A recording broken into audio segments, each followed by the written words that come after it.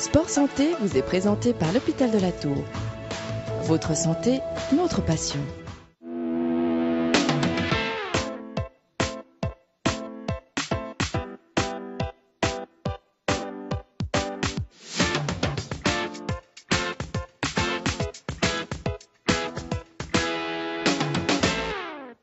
Salut à tous, bienvenue, merci d'être avec nous dans ce magazine Sport Santé. Aujourd'hui, nous parlons d'un problème récurrent, le dopage, l'occasion de refaire le point avec le docteur Finn Mahler qui revient pour commencer sur l'affaire Alberto Contador.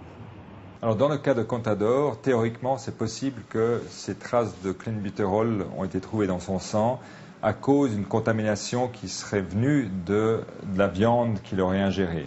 On sait que le clenbuterol est donné aux bovins par les agriculteurs pour augmenter la masse musculaire et on a déjà pu démontrer qu'on trouve des traces de clenbuterol dans le sang de personnes qui ont ingéré de la viande. Donc ça c'est possible. La deuxième hypothèse c'était une main inopinée qui aurait mis du clenbuterol dans son alimentation. Ça aussi bien sûr c'est possible mais peu probable. En fait, permettez-moi de douter de tout ça parce que dans le cas de Contador, on a aussi pu démontrer qu'il y avait des phtalates dans son sang. Et les phtalates, c'est des résidus de plastique.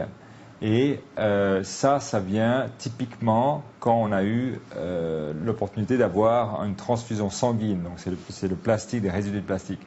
Et dans son cas, on sait que les transfusions sanguines se font toujours en amont, bien sûr, donc au printemps.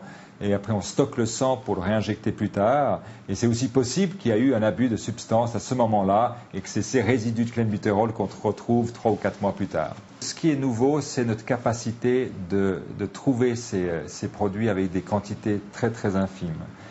Et c'est ça, où est-ce qu'on va avec le dopage? C'est ça la grande question. Parce que si on se dit qu'il faut avoir une tolérance zéro, je pense que la lutte, elle est perdue d'avance. Pour plusieurs raisons. La première chose, c'est qu'il faut se rappeler que les athlètes sont des êtres humains et qu'on est 7 milliards sur Terre et que si on regarde actuellement ce qui se fait dans tous les milieux, que ce soit le milieu du sport, le scandale qui est maintenant de la corruption dans la FIFA, qu'on regarde ce qui se passe dans le milieu de la banque, ce n'est qu'un épiphénomène de notre société. Il faut se rappeler que l'être humain, si vous demandez à un étudiant est-ce que tu as menti à cet examen, bien sûr, ils vont tous dire non. Mais on sait statistiquement que 70% des jeunes ont triché une fois dans leur vie. Donc c'est presque la normalité. Pourquoi le sportif serait mieux ou moins bien? Le deuxième facteur, c'est que l'être humain cherche toujours à augmenter ses performances dans tous les domaines. Si vous regardez les banquiers de la City à Londres, ça c'est des études qui ont été faites en 2008, eh bien 25% vont prendre des substances psychoactives, que ce soit de la cocaïne, que ce soit des anxiolytiques, que ce soit des fois même de l'héroïne, pour ne pas parler de l'alcool. Donc ça c'est la normalité. L'athlète, il n'y a aucune raison qu'il serait mieux ou moins bien que les autres. Et si j'ai encore un exemple qui est très évocateur, c'est que si vous vous mettez au sommet d'une montagne chez les montagnards qui n'ont aucune ambition, où il n'y a pas d'avantage quelque part, c'est pas médiatisé, il n'y a pas d'argent derrière, si vous vous mettez à un sommet qui est à moins de 2000 mètres, vous trouvez, et vous prenez des prélèvements d'urine chez ces alpinistes ou ces randonneurs, vous ne trouvez jamais des stimulants. Si vous mettez entre 2000 et 3000 mètres, vous trouvez 4% de ces alpinistes qui vont avoir des stimulants dans leurs urines, donc un dopant. Et si vous mettez au-delà de 3500 mètres, eh bien il y en a 7% qui sont positifs.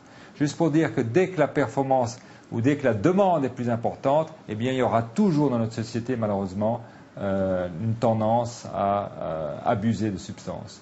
Donc il y a deux options. La première perspective, c'est de libéraliser. C'est qu'on dit que les athlètes, tout est permis, ça devient un peu des bêtes de foire, on assimile le sportif comme c'est dans le catch ou dans le bodybuilding où il n'y a pas de contrôle. Ça, c'est une musique dans l'Europe. Absolument, et dans d'autres exemples, c'est typiquement dans la musique où on ne se pose pas de questions par rapport à la performance et ce qui a été pris comme substance. Ça, c'est une perspective. La deuxième perspective, eh bien, c'est une perspective où c'est des contrôles et la répression à outrance. Et moi, je prône ça. On sera pas, c'est pas pour, on recherche pas de tolérance zéro à tout prix, mais on va simplement investir massivement pour avoir des contrôles qui sont plus efficaces et une répression qui est exemplaire. Je prends l'exemple, si vous mettez une Ferrari dans la main d'une population à 7 heures du matin, un dimanche matin sur l'autoroute, et vous leur dites qu'il n'y a pas de contrôle radar sur l'autoroute, mais roulez à 120 à l'heure, 90% ne vont pas rouler à 120 à l'heure, ils vont faire un excès de vitesse. Si vous mettez un radar et que vous leur dites que ça va vous coûter 10 francs d'amende, eh bien, il y en a peut-être 80% qui vont rouler quand même trop vite.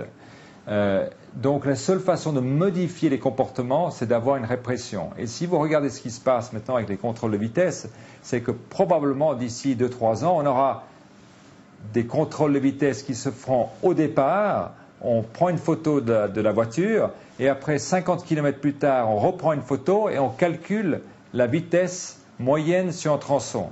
Donc c'est impossible de tricher ou d'impossible d'avoir une moyenne de vitesse qui va au-delà de 120 dans cette situation. Et ça, c'est exactement le passeport biologique. C'est qu'on commence, on prend une prise de sang et on regarde une évolution le long d'une saison, au long d'une carrière, où on voit les fluctuations qui se font des métabolites et comment fluctue le sang, l'hématocrite et tous ces paramètres qu'on peut mesurer sur une durée beaucoup plus longue pour regarder à quel moment est-ce qu'il y a une manipulation ou pas.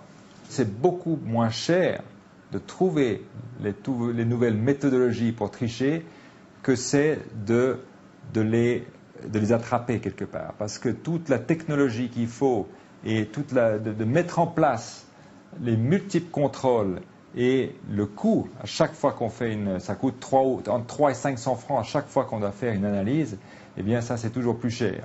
Mais il faut qu'il y ait une volonté politique, il faut mettre les moyens, il faut mettre l'argent, et c'est comme ça qu'on va limiter à tout prix ces excès. Voilà, en tout cas, ne pas baisser la garde, vous l'aurez compris, durcir même la politique, et puis en espérant bien, que pour une fois, les gendarmes seront plus rapides que les voleurs. On se retrouve le mois prochain pour parler de sport et de santé. Portez-vous bien, à bientôt, ciao.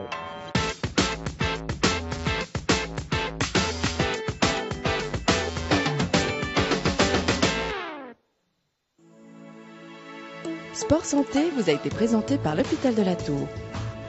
Votre santé, notre passion.